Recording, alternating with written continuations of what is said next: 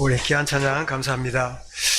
우리 11월 중순에 우리 화상실 리모델링 계약을 하고 이 공사에 들어간다고 인사를 하고 그렇게 하셨는데 그걸 한 달쯤 지나서 또 우리 김인태 사장님이 또 예배에 함께 참여하면서 예배하게 되어서 반갑고 또 잘 이제 거의 마무리가 되고 조금만 남아있는 소소한 부분이 있는 것 같은데 마무리 되어져서 할 때마다 참 늘 겨울 되면 얼어가지고 참 그 어려운 가운데 관리한다고 힘들었었는데 잘 사용해야 되겠다 그런 마음을 갖게 됩니다. 그래서 돌 예배하게 되어서 반갑고 최고의 은혜의 시간이 될 수 있길 바랍니다.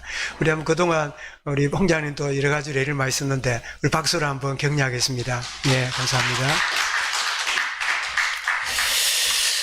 저와 여러분이 구원받은 하나님의 자녀인데 무엇이 우리를 구원받게 하는 가능하게 되었을까요?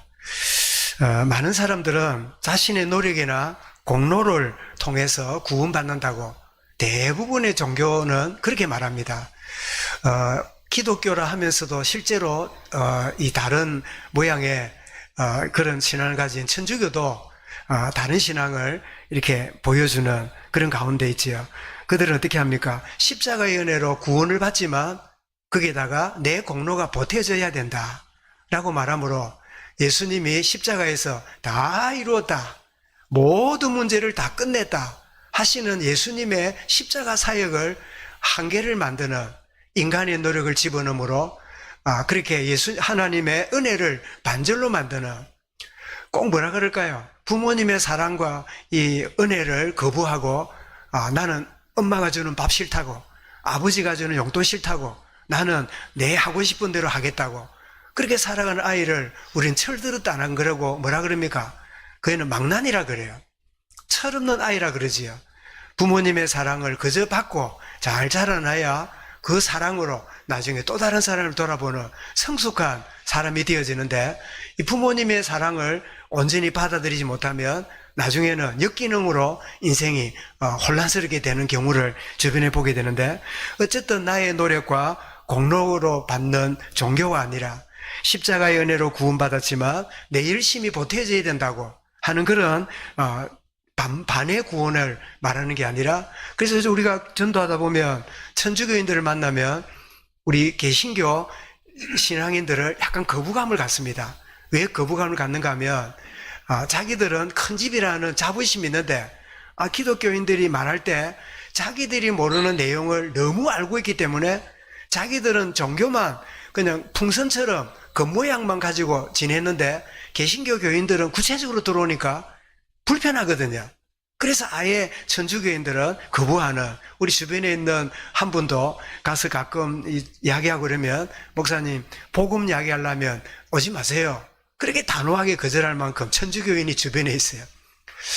그런 내용이 뭘까요? 그분들이 말하면 뭐라고 말합니까? 예수 믿으면 하나님 자녀 되고 구원받습니다. 이렇게 말하면 그들이 뭐라 그래요?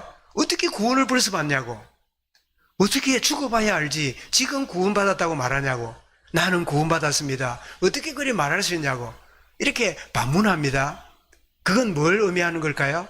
내가 사는 동안에 많은 내 죄를 사하고 이 모든 것들을 해결한 다음에 그래 돼야 천국을 가지, 나는 죽으면 지옥은 모르겠는데 연옥중 갔다가 거기서 고생을 하고 살아있는 후손들이 헌금도 해주고 기도해주면 천국으로 가는 거 아니냐고 이렇게 말하므로 예수 십자가의 구원의 은혜가 100%가 아닌 50%로 줄여버리고 그렇게 살아가는, 그래서 천주교 신부에게 진지하게 아니 성경에 주 예수를 믿으면 구원받는다고, 하나님이 세상을 지름사나 독생자를 주셨으니 이는 저를 믿는 자는 영생 얻는다 했는데 믿고 행하는 자가 영생 얻는다고 왜 가르치냐, 이러니까 속 깊은 이야기를 해요.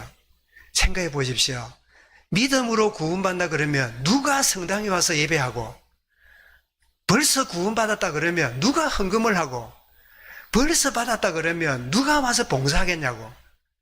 지금 구원받았다 해버리면 구원받았으니까 아무렇게나 살아도 되겠네, 이런 쪽에 들어가기 때문에 누가 헌금하고 헌신하고 봉사하겠냐고 라고 하는 속 깊은 이야기를 해요.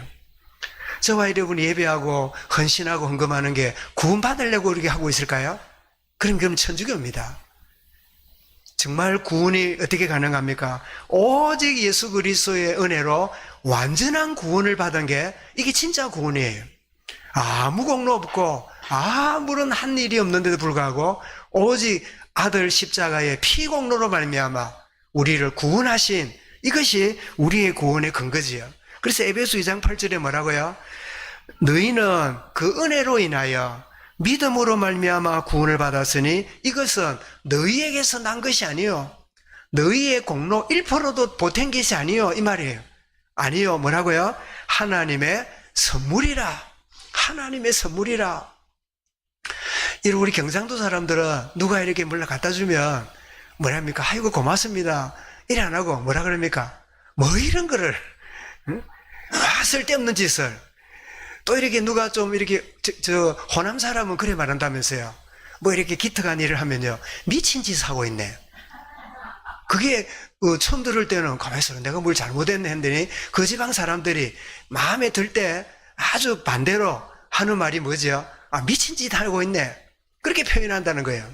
근데 경상도 사람들도 반가웠게 만났을 때 어릴 때 이 친구들 만나면 뭐라 그럽니까? 아이고 문디야 어디 있다 갔나? 문디네 말은 무슨 말이죠? 저주받은 말이잖아요. 반가울 때 하는 말이지요. 정말 하나님이 우리를 구원하시면 뭐라고요? 그 주시는 선물이에요. 그 주신 은혜예요. 그래서 은혜로 구원받은 거죠. 기도응답도 마찬가지입니다. 이러면 여쭤볼게요. 지금 막 흉년이 오고 기근이 오고 야곱의 자녀들이 뭐 잡혀가 있고 또 내려오고 또 뭐 이래저래 하고 왔다 갔다 하고 이 모든 것들이 여러분 이걸 한마디로 뭐라 해야 될까요? 나는 이게 기도응답이라고 생각합니다. 누구의 기도응답일까요?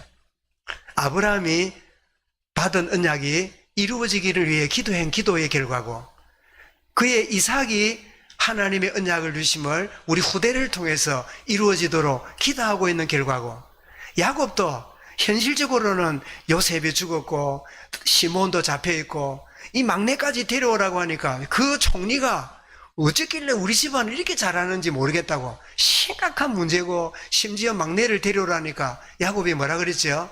내가 지옥에 들어가는 것 같도다.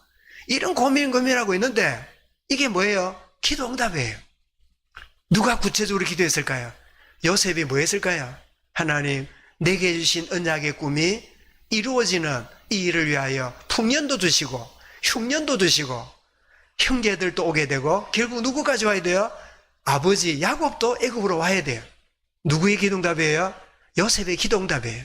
자 여러분, 여러분의 어려움이 있습니까? 누군가의 기도응답이에요. 여러분 고통과 말할 수 없는 숙제가 있습니까? 여러분을 위해 기도하고 있는 기도가 이루어지고 있는 과정이에요. 누군가 여러분 기도하고 있는데 저도 아침에 일어나면 한 번씩 이렇게 어떤 가정이나 문제를 생각하면 제 마음이 참 답답하고 힘든 느낌을 갖게 돼요. 그때 저는 기도합니다. 하나님 이런 상황과 이런 여건들이 하나님의 선하신 일을 이루어가시는 과정임을 저는 믿습니다. 이 모든 일들은 지금은 힘들고 아파하고 답답하지만 하나님의 더 좋은 계획을 이루시는 과정에 있음을 주님 깨닫고 이 은혜를 누리는 그 당사자와 우리 교회가 되기 원합니다. 하나님은 참 선하신 하나님이라 합력하여 선을 이루시는 분이 분명하기 때문이죠. 그래서 우리가 구원도 하나님의 은혜를 받았지만 기도응답도 내가 열심히 기도했더니 간절히 기도했더니 내가 많이 기도했더니 내 공로가 쌓여가지고 기도가 이루어진 게 아니라 응답도 뭐지요? 하나님의 은혜로 이루어지는 거예요.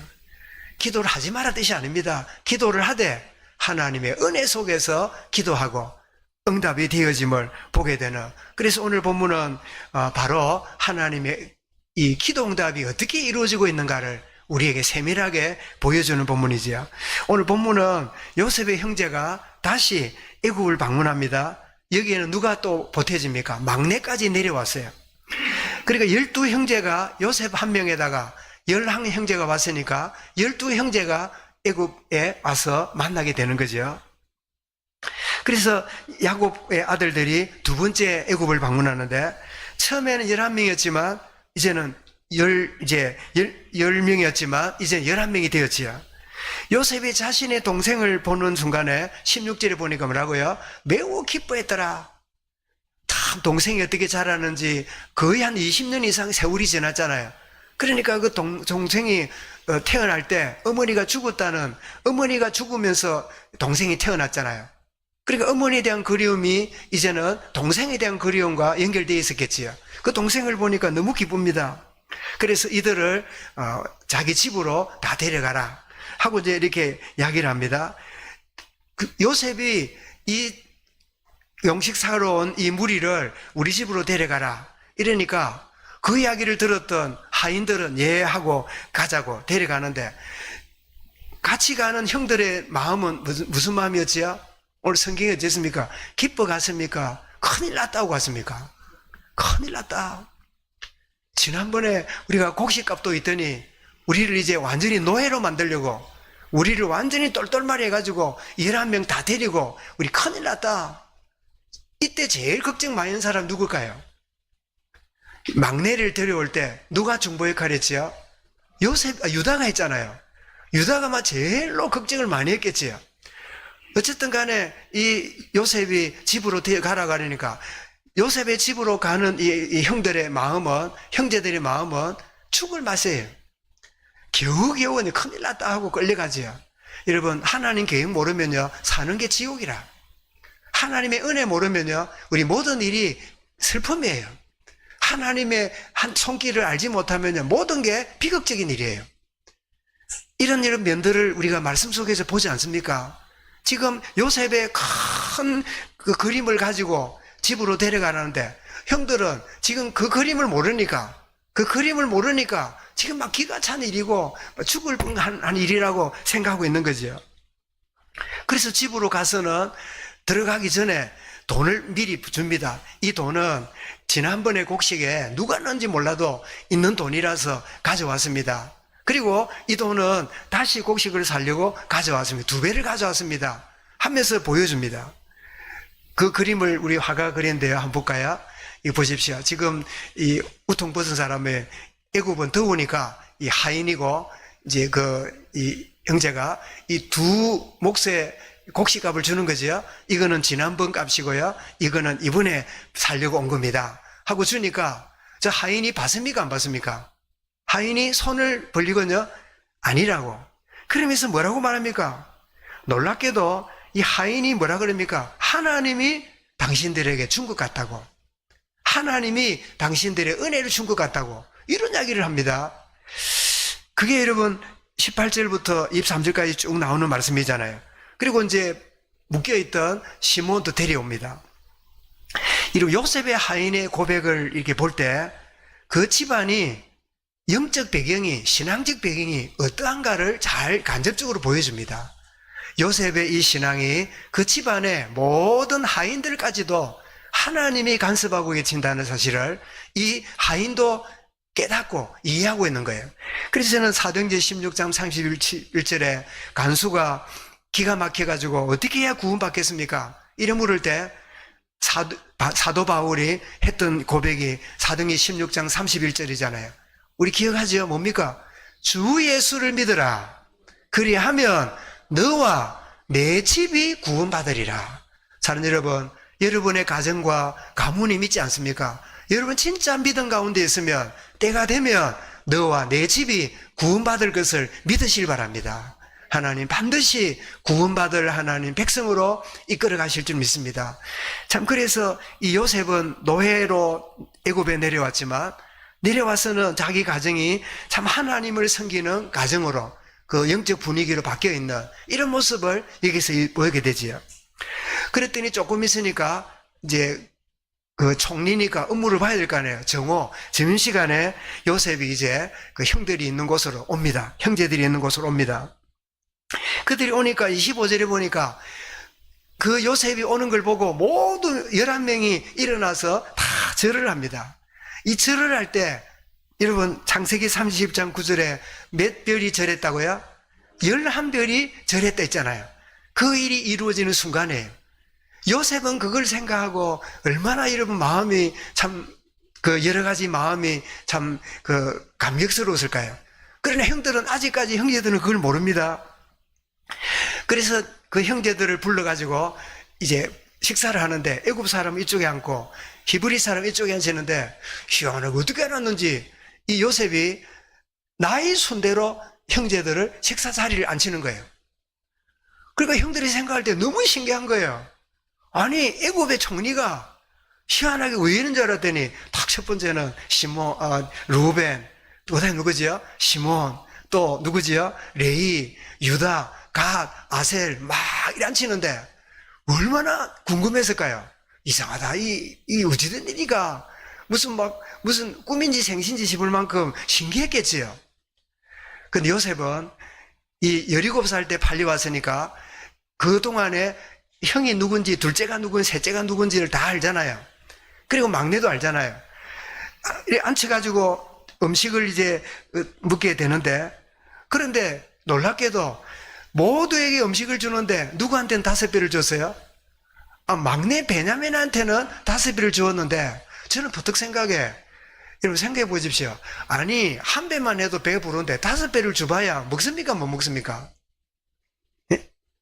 아니 많이 준다고 여러분, 예를 들면 우리 이제 그 최근에 메뉴 하나가 보태졌답니다. 청년부식에 붕어빵이라고. 어제 먹어보니까 맛있더라고요.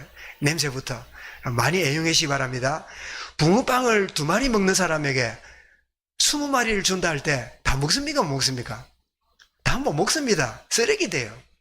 그렇다면 여기 5배라는 의미는 양이 5배라는 뜻도 있지만요, 질을 더 좋은 걸로, 더 고급스러운 음식 소재를 가진 것을 특별히 주었다, 그런 의미를 가지고 있는 거로 볼 수 있지요. 예를 들면 우리 여기에는 무를 주었는데 막내한테는 뭘 줘요? 인삼을 줘요.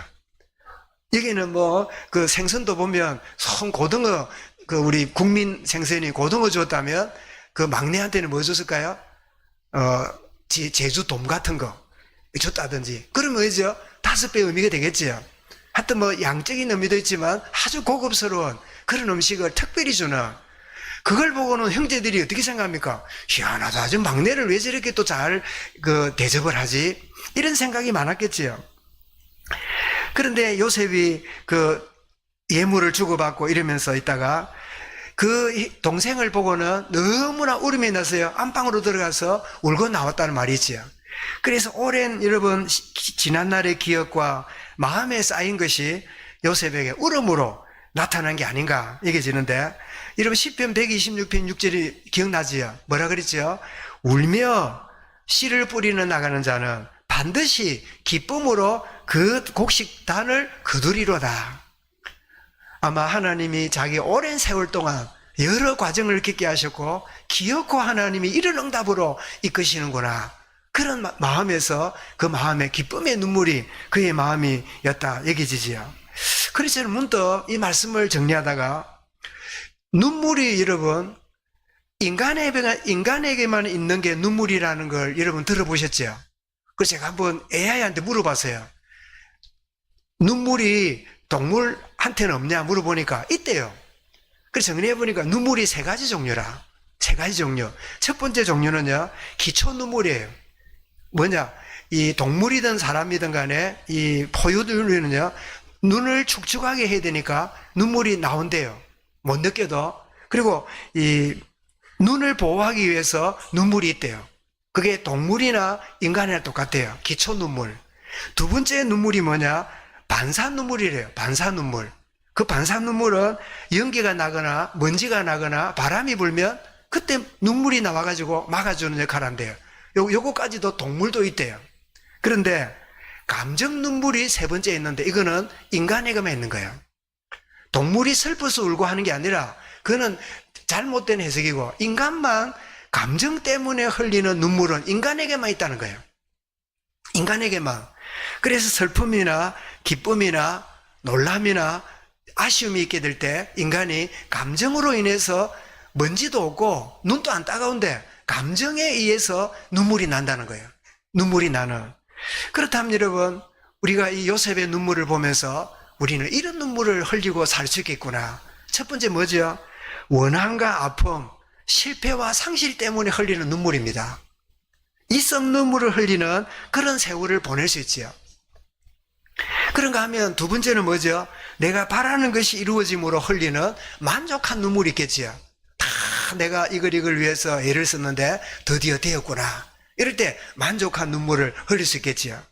그런데 진짜 여러분, 하나님이 우리에게 주시는 참된 좋은 눈물이 뭘까요? 하나님의 은혜로 인한 치유와 회복으로 인한 감사의 눈물입니다. 그렇다면 요셉은 어떤 눈물을 이렇게 흘리고 있는 걸까요? 세 번째겠죠? 그러면 첫 번째, 두 번째 눈물은 안 흘렸을까요? 요셉이 그런 눈물도 흘렸으라 생각해요.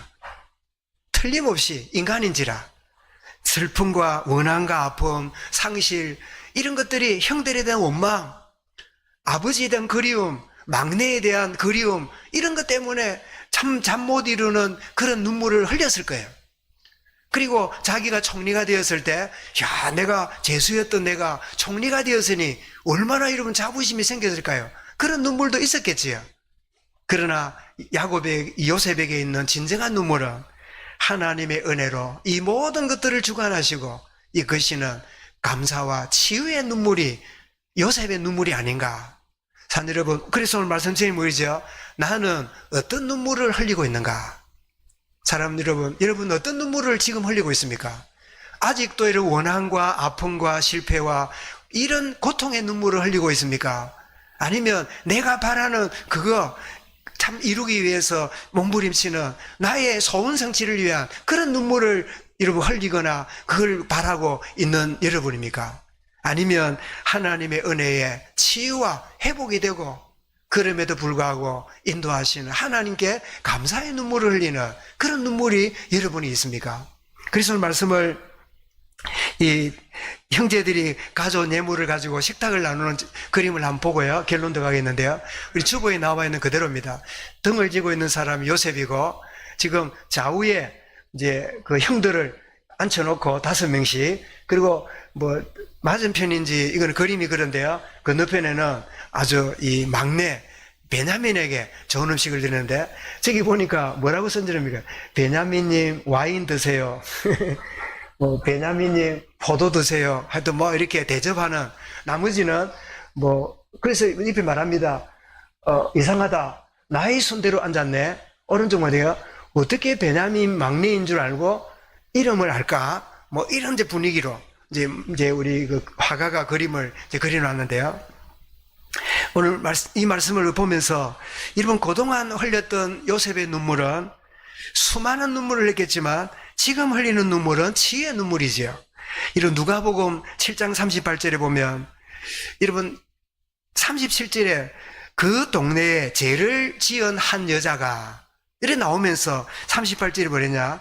예수의 뒤로 그 발 곁에 서서 울며 눈물로 그 발을 씻기고 자기 머리털로 닦고 그 발에 입 맞추고 향유를 부으니 이 죄 많은 한 여인이 눈물을 흘리면서요 그 눈물로 예수님의 더러운 발을 씻기는 이런 장면을 볼 때 이 여인의 눈물은 무슨 눈물일까요? 이게 감사와 치유의 눈물이지요. 여러분, 저와 여러분들이 신앙생활 하면서 찬송을 부르거나 기도를 하거나 말씀을 듣거나 묵상을 하다가 여러분 감사와 감격의 눈물을 흘린 그런 경험들이 여러분이 분명히 있을 거예요. 아직도 한 번도 치유와 회복과 감사의 눈물이었다면 정말 이 요셉에게 치유와 회복이 있어짐으로 참된 진정한 눈물이 흐르듯이 이런 눈물이 여러분에게 체험되어지는 그런 시간이 될 수 있길 바랍니다. 그래서 결론을 우리가 정리해 보겠는데요. 나에게 있는 눈물은 어떤 것인가? 갈등과 원망, 실패로 인한 아픔의 눈물인가? 여러분 히브리서 2장에 보면 이상한 눈물을 흘리는 장면이 나옵니다. 한번 우리 성경 말씀을 확인해 보겠습니다. 자, 12장 16절 17절입니다. 16절 읽어보겠습니다. 시작. 음행하는 자와 혹 한 그릇 음식을 위하여 장자의 명분을 판 에서와 같이 망령된 자가 없도록 살피라. 자, 에서가 나옵니다. 자, 17절을 보겠습니다. 다 같이 시작. 너희가 아는 바와 같이 그가 그 후에 축복을 받으려고 눈물을 흘리며 구하되 버림받아 회개할 기회를 얻지 못하였느니라. 뭘 흘렸다고요? 눈물을 흘리지요. 저 눈물이 뭘까요? 원한에 맺힌 눈물이에요. 야곱에 대한 미움의 눈물이에요. 어떻게 저 야곱을 내가 복수할까? 어떻게 하면 야곱을 내가 한번 본때를 보일까? 그런 원한의 눈물이에요. 이런 눈물이요, 오늘 의외로 우리 마음속에 깊이 있을 수 있어요. 저는 문득 야곱이 처음 오자마자 형님들 내가 요셉입니다 하고 안 하고 갔다 오게 만들고 또 동생까지 다 막내까지 오게 만들어 먹고 나서는 어쩝니까? 금잔을 넣어갖고 가다가 또 자폐가 오게 만들잖아요. 여러 차례 왜 이런 과정을 겪고 있을까 할 때는 한편 생각하면 형들의 자신의 잘못을 깨닫게 하려고 한 것이다, 이렇게 말할 수도 있지만, 우리가 동일한 인간의 마음으로 볼 때 요셉의 갈등이 아닌가. 요셉의 갈등. 이제 한편 생각하면 한번 막 자기가 분노가 일어나고 막 형님들 이럴 수가 있습니까? 어떻게 나한테 이럴 수가 있습니까? 또 반대로 여러분 그랬지만은 나는 여러분을 대접하고 있습니다, 이렇다든지, 어떻게 자기 표현을 해야 될지 모르니까 막 이런 과정들을 여러 번 겪고 있는 게 아닌가. 거기에는 여러 가지 분노와 섭섭함과 이런 것들도 일어나는, 여러분 대인관계 속에 그런 거 없습니까? 한번 끌어 풀어볼까? 확 그냥 까잡아 뜯어볼까? 하여튼 배죽 해볼까? 쌍욕을 해볼까? 하여튼 막 그냥 판을 뒤집어 볼까? 그런 분노가 있을 수 있잖아요. 옛날에 혹시 지금도 있잖아요. 근데 반대로 아니지, 내가 은혜 가운데 있다면 그런 일이 아니지, 내가 양해하고 이해하고 함께 가야지 하는 그런 또 마음도 또 우리 마음에 있을 수 있잖아요. 그럴 때 여러분 원한과 어떻게 막 해버릴까 하는 마음이 있을 때는 무슨 눈물이에요? 원한과 치유가 되지 못한 그런 눈물이잖아요. 이 에서가 흘렸던 눈물처럼 눈물을 흘려야 돼 회개할 기회를 얻지 못했다, 그런 가운데 있을 수 있잖아요. 여러분 갈등과 원한, 실패로는 아픔의 눈물은요 반드시 몸에 질병을 가져다 줍니다. 많은 경우에요 질병이 다른 원인이 없는 내 스스로 가지고 있는 감정의 이 기복 때문에 찾아오는 질병이 의외로 많아요. 저는 그래서 감히 진짜 우리의 내면이 회복되어지고 치유되어진다면 우리 가진 질병 반은 끝난다, 저는 그렇게 믿습니다. 제 개인적인 경험도 그렇고, 여러분 사람이 갖고 있는 억한 감정과 이 억울한 마음이 갖고 있으면요 평안이 없어요. 그 평안이 없기 때문에 내게 있는 이 몸에 있는 호르몬들이요 제대로 작동이 안 돼요. 먹어도 제대로 소화도 안 돼요. 먹는 게 제대로 순기능이 안 돼요. 그러니까 전부 다 다르게 되어지는 거죠. 여러분 그런 경험을 했거나 들어본 적 없습니까? 깊은 고민을 하고 밤새도록 고민을 하고 잠도 못 자고 아침에 소변을 보니까 소변 색깔이 어떻게 해요? 시커먼 소변이 나오나? 피가 죽은 거예요. 그죠? 그러면 그 몸이 어찌 될까요? 그 몸이 그런 세월을 계속 보낸다 그러면 몸이 어찌 될까요? 몸이 다 망가지고 말겠지요. 그래서 갈등과 원망과 실패와 이 아픔의 눈물을 흘리고 있다면 정말 십자가 앞에 나아가서 우리는 그런 눈물을 해야 됩니다. 아버지여 저들의 죄를 사하소서, 주여 내 뜻대로 마시고 아버지의 뜻대로 하소서. 우리의 죄악을 위하여 흘리신 주님의 눈물을 우리가 기억해야 돼요. 주님이 억만죄악 가운데 나의 죄를 위하여 흘리신 그 눈물을 생각하면 나는 아무것도 미워할 이유가 없어요. 어떤 것도 안 갚아낼 이유가 없어요. 왜냐? 1만 달란트 빚진 내가 100데나리온 진 그것을 가지고 잘했니 못하니 그럴 이유가 없구나 하는 사실을 알고 십자가 앞에 내려갈 때 이것이 해결되는 축복을 누리게 됩니다. 두 번째입니다. 나에게는 눈물은 어떤 눈물일까요? 여러분 이유 없는 눌림이 있고 반복되는 내 문제 때문에 후회의 눈물을 흘립니다. 내가 왜 그런 짓을 했을까? 왜 그런 말을 했을까? 왜 내가 그때 그런 결정을 했을까? 이런 후회의 눈물을 흘리는 경우가 있습니다. 여러분 로마서 7장 23절 24절을 한번 보겠습니다. 한번 읽어보겠습니다. 23절에 시작. 내 지체 속에 한 다른 법이 내 마음의 법과 싸워 내 지체 속에 있는 죄의 법으로 나를 사로잡는 것을 보는도다. 24절입니다. 오라 나는 공고한 사람이로다. 이 사망의 몸에서 누가 나를 건져내랴. 여러분 구원도 받았고 은혜 받았는데 내 영적인 문제가요 나를 힘들게 해요. 끝없이 고통스럽게 만들어요. 이 사망의 몸에서 내 스스로 나를 못 건져요. 어떻게 해요? 25절에 뭐랬습니까? 찬송하리로다. 우리 주 예수 그리스도로 말미암아 내가 하나님께 감사하리로다. 주님께로 가져가야 돼요. 내가 해결하고 내가 이해하고 내가 용서 안 돼요. 내 힘으로 안 돼요. 내 힘으로 될 것 같으면 예수 안 믿어도 돼요. 내 힘으로 될 것 같으면 여러분 은혜 필요 없어요. 나는 아무리 노력해도 안 되는 존재구나. 이 사실을 인정하는 거예요. 나는 사망의 몸에 있는 자고 주님만이 나를 건지시는 분이구나. 이럴 때 그 눈물로부터 해방받게 되지요. 나에게는 눈물이 뭡니까? 한없는 은혜를 베푸시고 구원으로 이끄시는에 대한 감사의 눈물입니다. 이 눈물이 우리가 흘리는 눈물이 되어야 되겠는데, 여러분 사무엘상이 아니고 역대상입니다. 역대상 17장 18절을 한번 보겠는데요. 이 본문은 무슨 내용이냐니까, 자기는 왕궁에 있는데 하나님의 북에는 저 바람 부는 천막에 있단 말이에요.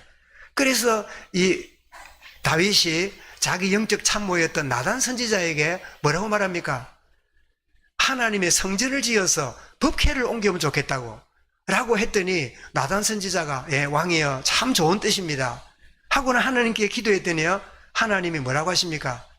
다윗 너의 중심은 너무 귀한데 너는 전쟁을 너무 많이 하고 손에 피가 많이 묻었으니까 너 때가 아니라 네 아들 때에 성전을 짓도록 내가 허락한다. 이 이야기를 듣고 고백한 게 바로 역대상 17장 18절입니다. 한번 읽어볼까요? 다 같이 시작. 주께서 주에게 종에게 베푸신 명예에 대하여 이 다윗이 다시 주께 무슨 말을 하오리까? 주께서는 주의 종을 아시나이다. 이 말이 뭐냐면 감격의 고백이에요. 주님, 나는 목동이었습니다. 나는 저기 들판에서 양을 키우는 별 볼 일 없는 목동인 나를 왕으로 세우시고, 그리고 성전을 짓는데 내 때가 아니라 아들 때에 허락하니, 이거는 뭐지요? 아들까지도 축복하겠다는 하나님 은혜잖아요. 그래서 다윗은 뭐라 그럽니까? 내가 무엇이길래 하나님 이 종을 이토록 귀하게 계시고 영예롭게 하십니까? 하는 거기에 다윗의 눈물이 스며든 고백이에요. 내가 누구길래, 내가 무엇이길래 아무것도 아닌 나를 하나님이 붙잡으시고 은혜를 인도하시는, 내가 왕관을 쓰고 있지만 나의 왕은 하나님이 나의 왕이십니다. 나의 힘이 되신 여호와여, 내가 주님을 사랑합니다. 참된 고백이 이 다윗의 고백이었고, 다윗의 눈물의 고백이 바로 그 속에 있는 거지요. 오늘 여러분 말씀을 받으면서 요셉이 참 베냐민을 보고 형제들을 보고 눈물을 흘린 눈물은 쓰라린 눈물과 실패의 눈물이 아니라, 자기가 꿈이 이루어지는 만족의 눈물이 아니라 하나님이 어떻게 인도하시고 간섭하시고 이끄시는가에 대한 감사의 눈물이 요셉의 눈물이었다면, 저와 여러분의 눈물이, 주님 이 세 번째의 눈물이 나의 눈물이 되는 은혜를 누리게 해주옵소서. 그 이유는 어디서죠? 십자가 앞입니다. 십자가 앞에 나아가면 참된 기쁨과 감사와 감격의 눈물을 회복하게 될 것인데, 이 축복을 누리는 이 한 주간 올해 한 해의 남은 날들이 되어질 수 있기를 주의 이름으로 축원합니다. 감사합니다. 주님, 우리가 수많은 눈물을 흘렸지만 그 눈물이 원함과 내 원하는 만족에 의한 그런 눈물이었을 뿐, 진정으로 하나님의 은혜로 함께 하시며 이끄시는 치유된 감사의 눈물로 우리의 세월을 참 보내지 못한 것을 참 고백하오니, 이제부터 십자가 아래 나아가 참된 감사와 치유와 회복의 참된 눈물을, 감사의 눈물을, 감격의 눈물을 하나님께 고백하며 나아가는 치유된 우리의 삶으로 인도받는 주의 은혜의 남은 세월이 되어지도록 인도하시며 역사하여 주옵소서. 우리 내면에 여전히 깔려있으며 숨어있으며 고민하며 갈등한 모든 것 십자가 앞에 내려놓고, 나의 옛사람이 그리스도와 함께 장사되었고 그리스도와 함께 새롭게 살아나심을 알고 그 주님과 함께 기쁨의 눈물을, 감격과 찬양의 눈물을 흘리며 살아가는 남은 인생 되도록 주여 역사하시고 인도하여 주옵소서. 주 예수 그리스도 이름으로 기도드리옵나이다. 아멘. 우리 함께 찬송 드리겠습니다.